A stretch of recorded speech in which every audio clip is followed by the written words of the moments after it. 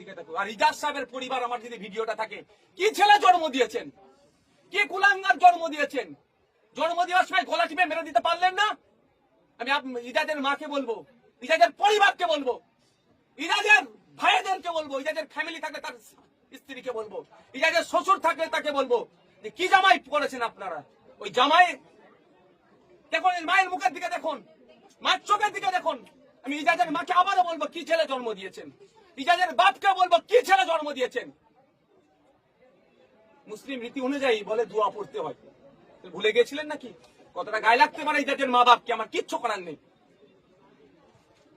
এখনো ছেলেকে শুধরাই নেন, ছেলেকে শুধরে নিন, কারণ ছেলে এখন উঠছে। ওই রকম এসপি লেভেলের অফিসারকে জব্দ করে দিচ্ছি আমরা, ডিএসপি লেভেলের অফিসারকে আমরা জব্দ করে দিয়েছি। আর একটা এসআই যদি উড়ে উড়াটা বন্ধ করতে বলবেন, না হলে বিপদ আছে। রাজ্য সরকার ইজাজ সাহেব যদি মনে করে মমতা ব্যানার্জির পা চাটবে, তৃণমূলের পা চাটবে, ওর পা চাটা আমরাও বার করবো, ওর ব্যবস্থা আমরা গ্রহণ করব, একদম ছেড়ে কথা বলবো না। আর ইজাজ সাহেবের আবার পরিবারকে বলছি, কি ছেলে জন্ম দিয়েছেন, কি ছেলে জন্ম দিয়েছেন। একটা মায়ের চোখের পানি বার করেছে অন্যায় ভাবে, এই ছেলে জন্ম হওয়ার পরে ফেলে দিতে পারলেন না, গলা টিপে মেরে দিতে পারলেন না। আমার কথাটা খারাপ লাগতে পারে, আমি এই ধরনের কথা বলি না।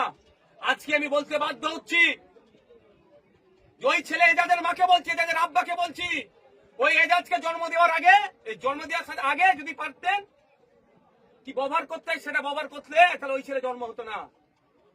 আর জন্ম হয়ে গেছে, এই ধরনের ছেলে গলা টিপে মেরে দিতে পারলেন না। খারাপ লাগছে যাদের মা বাপকে ভিডিওটা শুনলে, কিছু করার নেই। আমার মা কাঁদছে, আমি সহ্য করতে পারবো না। যদি সত্যিকারের বাপ মা ঠিক থাকে, আমি আশা করবো ইজাজকে অন্তত মা, ইজাজের আব্বা মা, আমি মা হিসাবে ডাকছি, ইজাজের বাপ আমি বাপ হিসাবে ডাকছি, বাপ মা তোমরা ইজাজকে একটু বুঝিও। কারণ এই চোখের পানিতে ইজাজের পরবর্তী প্রজন্মের হয়তো ক্যান্সার রোগ হবে, বাড়িতে ক্যান্সার রোগ জন্ম হবে, মানুষকে এই ধরনের কাঁদাবে, ক্যান্সার রোগ জন্ম হবে। হয়তো তোমাদেরই হয়ে যেতে পারে মা, এই মায়ের অভিশাপে। কারণ কেউ পাপ করলো, কার উপরে পাপের আসবে সেটা বোঝা মুশকিল। আমি চাইবো এই ধরনের না হয়। মাকে বলবো, মা তুমি বদদোয়া করো না, অভিশাপ করবে না, এটা আমি অনুরোধ করছি, আইনের মাধ্যমে লড়াই হবে।